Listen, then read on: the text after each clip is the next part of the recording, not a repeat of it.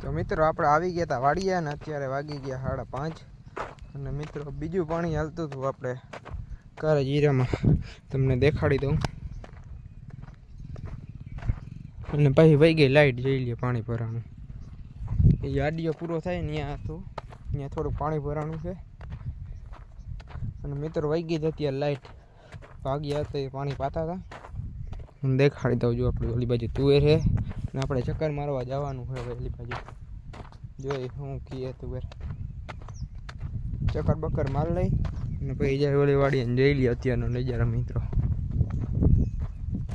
આપણો બ્લોગ મને છે કદાચ 1-2 દી પછી આવતો હશે